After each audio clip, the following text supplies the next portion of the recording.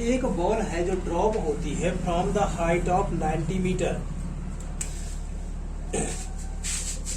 तो ये रही आपकी बॉल और ये रहा ग्राउंड। 90 मीटर की हाइट से इसको ड्रॉप किया जाता है। ड्रॉप का मीन्स कि जो इनिशियल वेलोसिटी है वो कितनी है, 0। तो ये बॉल आएगी, यहां से टकराएगी, टकरा करके फिर जंप करेगी, रिबाउंस होगी। Each collision with the floor, तो फ्लोर के साथ जब भी ये बॉल टकराएगी, कोलिजन होगा उसका, उसकी जो स्पीड है वो 1/10 पार्ट जो है वो लॉस हो जाएगा। अर्थात यदि 100 की स्पीड होगी तो 10 लॉस हो जाएगा, 90 रह जाएगा। फिर अगेन ये इस पे कोलिजन करेगी, तो 90 थी, 90 में उसका फिर से 10% अर्थात 9 फिर से माइनस हो जाएगा। ठीक, तो कुछ 81 के आसपास बचेगा। इस तरह से बार बार 10% एनर्जी लॉस होती है उसकी। तो 10% जो एनर्जी लॉस है, इसको हम ऐसे भी बोल सकते हैं कि हर बार जब वो कोलाइड के बाद रिबाउंस होती है तो हर बार जो भी वेलोसिटी उसकी है उसका 90% रह जाता है। 10% लॉस है अर्थात बचा कितना, 90%। तो टकराई और जितना टकराने के पहले थी उसका 90% टकराने के बाद रहेगा। फिर टकराएगी वापस, फिर उसका जो है जो भी वेलोसिटी होगी दोबारा से टकराने पर उसका 10% लॉस होगा अर्थात 90% फिर से उसका बचा रह जाएगा। इस तरह से ये प्रोसेस चलती रहेगी। तो कह रहा है कि स्पीड और टाइम के बीच में ग्राफ बनाइए। तो बनाते हैं ग्राफ। तो y एक्सेस को हमने t मान लिया और x एक्सेस को हमने मान लिया कि ये इसकी स्पीड है। क्या हुआ देखिए, शुरू में इसकी स्पीड कितनी थी, 0, अर्थात ये रही। जब टाइम 0 था तो स्पीड कितनी हो गई इसकी, 0 हो गई, अर्थात यहाँ पर जैसे ही ये फ्लोर की तरफ आएगी तो इसकी स्पीड बढ़ती जाएगी। कौन बढ़ाएगा, जी बढ़ाएगा, ग्रेविटी बढ़ाएगी, अर्थ की ग्रेविटी इसकी स्पीड को बढ़ाएगी। बढ़ाते बढ़ाते कितना कर देगी, तो उसको फाइंड कर लेते हैं कि जब फर्स्ट कोलिजन हुआ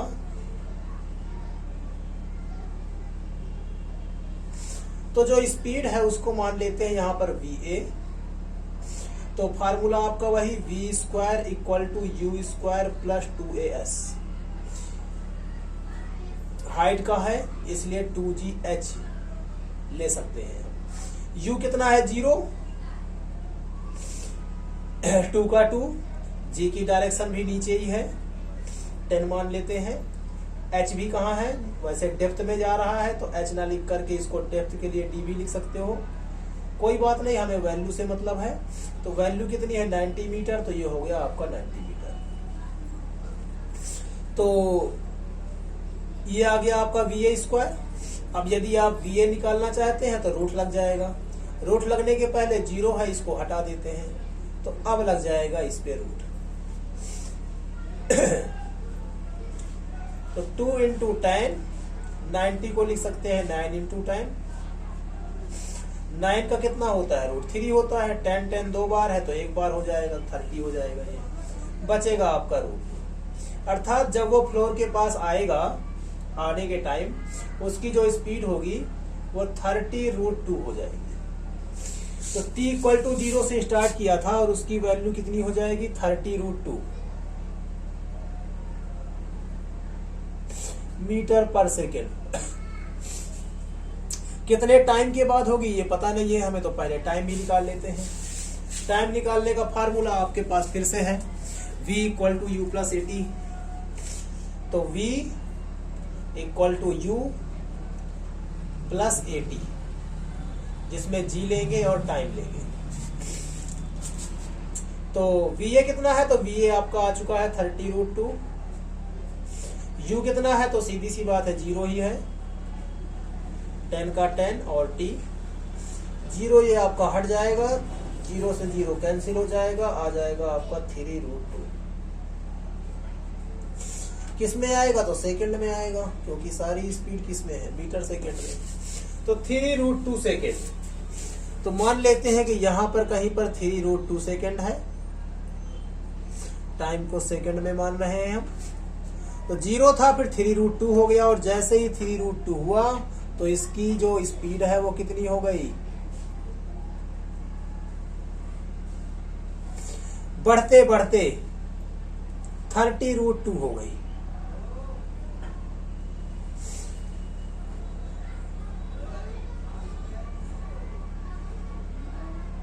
तो जब टाइम आपका 3√2 सेकेंड है तब उसकी स्पीड कितनी हो गई है, 30√2 सेकेंड हो गई।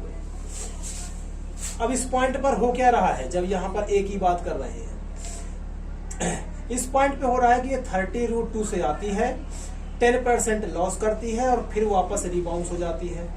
जब रिबाउंस होगी तो कितनी हो जाएगी, तो रिबाउंस के लिए चेक कर लेते हैं। मान लेते हैं कि रिबाउंस जब हुई तो उसकी स्पीड कितनी हो गई, vb। जब vb हो जाएगी यहां पर तो कितनी हो जाएगी, तो जितने से आई थी वो 30√2 से वो फ्लोर के पास आई थी, और इसका जो 10% है अर्थात 1/10 पार्ट जो है, इसको vb अभी हम नहीं देंगे, जो पार्ट है वो तो कम हो गया, अर्थात 3√2 मीटर पर सेकेंड जो स्पीड थी उसकी क्या हो गई, कम हो गई, अर्थात ये तो लॉस में चली गई आपकी। तो लॉस में चली गई तो बची कितनी, तो अब निकालेंगे हम vb।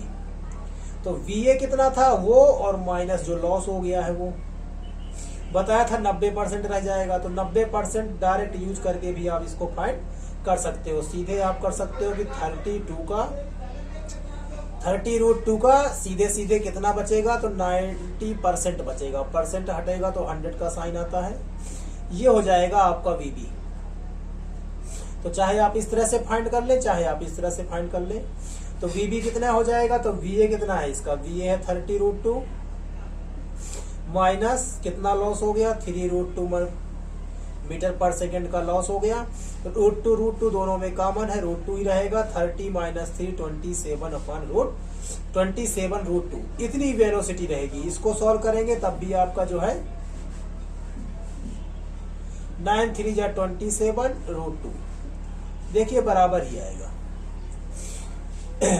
नेक्स्ट देखते हैं हम, तो 27/√2 ये कब हो रहा है, क्या इसमें कोई टाइम लगा, इसमें कोई टाइम नहीं लगा। 30√2 से आई, टकराई और वापस 27√2 से वापस गई, अर्थात यहां पर कुछ टाइम नहीं लगा। अर्थात इसी टाइम पर 3√2 पर सेकेंड जब टाइम था, इसी टाइम पर इसकी स्पीड अचानक से कम हुई और कितनी रह गई, 27√2 मीटर पर सेकेंड रह गई। बार बार नहीं लिखते हैं, ऐसे ही रखते हैं इसको, एक बार ही हम ऊपर लिख देते हैं इसको कि ये किसमें है, मीटर पर सेकेंड में है। आगे बढ़ते हैं। अब उसकी स्पीड कितनी रह गई, 27/2 रह गई। अब यहां से हमें कोई मतलब नहीं है, इसको इरेज कर देते हैं।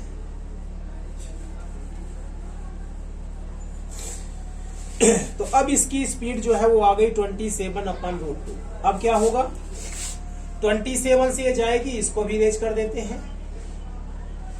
30 से आई थी, 27 से ऊपर की ओर जा रही है, 27 से जाएगी, ये जी कहां लगेगा, नीचे की ओर, बॉडी जा रही है ऊपर की ओर, जी नीचे की ओर, अर्थात डी एक्सेलरेशन का काम करेगी ये ग्रेविटी। इसकी स्पीड कम होती जाएगी, कम होते होते होते होते अब चूंकि इसकी स्पीड क्या हो गई थी, कम हो गई थी, अर्थात यहां तक तो पहुंच नहीं पाएगा 90 तक, कम ही तक पहुंचेगा। तो मान के चलिए यहां तक पहुंचा, वो यहां तक पहुंचा। जब यहां तक पहुंचा तो इसकी स्पीड जो है वापस फिर से 0 होगी, जो स्पीड है उसकी वापस फिर से कितनी होगी, 0 होगी। फिर वापस आएगा 0 से बढ़ते बढ़ते बढ़ते, फिर 27, फिर टकराएगा, फिर 27 का 10% लॉस हो जाएगा। ठीक, तो यहां से लेकर के यहां तक, यहां से लेकर के यहां तक, अर्थात 0 हो रही है, तो इसकी स्पीड वापस कितनी हो गई, 0। मान लेते हैं कि यहां पर c है, तो uc कितना हो जाएगा, 0 हो जाएगा। फेंका, सीधे गई ऊपर और एक जगह पर जाकर के 0 हो गई, तो uc हो गया आपका 0। ठीक है, कितना टाइम लगा, टाइम भी फाइंड करना पड़ेगा, क्योंकि हमारा जो ग्राफ है वो 12 सेकेंड तक ही करना है। तो कर लेते हैं इसको, तो uc हो गया आपका 0। तो देखा जाए तो इस बॉडी के लिए ये इनिशियल है और ये फाइनल है, ये इनिशियल है और ये फाइनल है, तो इसको हम VC ही लिख देते हैं पहले। VC 0 है, ठीक है। फिर से वही formula, V square U square, U कितना है 27, कम हो रही है ऊपर की स्पीड, वैसे 0 तो हो ही गई है, इसको हम फाइंड नहीं करेंगे, हमें तो टाइम फाइंड करना है, तो टाइम यूज करते हैं। तो टाइम का formula V equal to U क्या है 27, V भी दिए थे नाम, चलो U भी का सब छोड़ देते हैं, फार्मूला सीधे यूज करते हैं, नहीं तो ABC रखते रखते परेशान हो जाएंगे। तो V कितना हो गया आपका 0, U कितना था आपका 27, ऊपर की ओर जा रहे हैं, एक्सेलरेशन नीचे की ओर है, माइनस में आएगा, और टाइम तो 27√2 इधर आएगा, माइनस माइनस कैंसिल होंगे, 10 आ जाएगा आपका नीचे, ये हो गया, कितना आया आपका 2.7√2। तो 3√2 तो पहले से ही था, 2.7√2 इसको और लगा, अर्थात टोटल कितना हो गया टाइम, तो टोटल टाइम हो गया 2.7√2 प्लस जितना पहले लगा था, कितना टाइम लगा था 3√2, तो 5.7 पॉइंट वाला प्लस है, आप आराम से कर सकते हैं, 5.7√2 अर्थात 5.7√2 यहां कहीं पर आएगा इसके आगे, ठीक है। ऐड क्यों किया समझ गए, यहां से यहां तक टाइम जो आपका है वो है 2.7√2, 3√2 ये, 2.7√2 ये, तो यहां तक पहुंचते पहुंचते कितना हो गया 5.7√2। ये कब है, जब स्पीड क्या हो गई है 0, अर्थात स्पीड थी 27 और अचानक से इसकी स्पीड कितनी हो गई 0 हो गई। नेक्स्ट बढ़ते हैं, तो ये बॉडी आपकी यहां तक गई, तो 2.7√2 टाइम लगा इसको ऊपर जाने में, और 2.7√2 ही टाइम लगेगा इसको नीचे की ओर आने में। तो अगला जो 2.7√2 होगा तो कितना हो जाएगा, फिर से प्लस कर लेते हैं, तो फिर से 2.7√2 8.4√2 इस वैल्यू पर इसकी स्पीड 27 से 0 हुई थी, अब 0 से वापस कितनी हो जाएगी 27, अर्थात वापस कितनी हो जाएगी इसकी 27 हो जाएगी। देखिए कोलिजन यहां नहीं हुआ, ऊपर गई नीचे आई, कोलिजन कहां हुआ, अब होगा कोलिजन तो जब अब नीचे आ चुकी है ना, अब होगा कोलिजन, वो केस अलग आएगा आपका। तो ये आ गया आपका 8.4√2। अब ये टाइम पता करते हैं कितना होता है, तो 8.4√2 की जो वैल्यू होती है वो 11.87 के आसपास होती है। ये जो वैल्यू है आपकी ये है 11.87, यहां पर लिख देते हैं। ये जो वैल्यू है वो कितनी है 11.87 सेकेंड। चाहिए कहां तक हमें 12 सेकेंड तक, अर्थात लगभग हम पहुंच गए हैं। तो अब होगा क्या, अब ये होगा कि इसकी जो स्पीड है अचानक से कम होगी, अचानक से कम होगी और फिर से क्या हो जाएगी, जैसे कि ये ग्राफ बन रहा है, ठीक है। ये नीचे आया, ये भी नीचे आएगा, फिर ये 0 की तरफ जाएगा, फिर ये 0 की तरफ जाएगा आगे चल करके। तो हमें चाहिए था 12 सेकेंड तक, तो लगभग 12 सेकेंड हम लोग पहुंच चुके हैं। नेक्स्ट स्टेप आपको पता ही है, ये कम हो जाएगी, ठीक है। यदि आप फाइंड करना चाहते हैं तो जो स्पीड आपकी आई थी, कितनी आई थी आपकी स्पीड आई थी 27√2 27√2 से ऊपर जाएगा, 27√2 से ये वापस नीचे भी आएगा और फिर इससे टकराएगा और फिर इसकी 10% एनर्जी क्या हो जाएगी, कम हो जाएगी। तो 27√2 में से 10% एनर्जी फिर से कितनी हो जाएगी, स्पीड कितनी हो जाएगी, लॉस हो जाएगी, अर्थात 2.7√2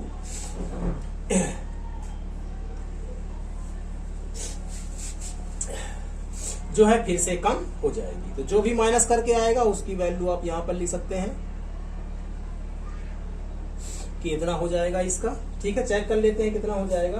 अब देखना ही चाहते हैं आप तो 27 अब √2 इसका जो था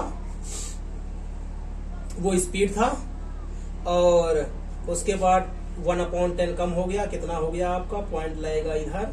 तो पहले कितना था 27 √2 माइनस हो जाएगा आपका, तो √2 तो दोनों में है, 27 √2 माइनस 2.7 √2, तो √2 दोनों में है, कॉमन ले लिया, बचा हमारा 27 माइनस 2.7। पॉइंट वाला आपको पता है कैसे करते हैं, 24.3 और √2, इतनी स्पीड रह जाएगी। फिर उसके बाद अचानक से कितनी हो जाएगी, 0 हो जाएगी। तो ये रहा आपका स्पीड टाइम ग्राफ इस सिचुएशन के लिए।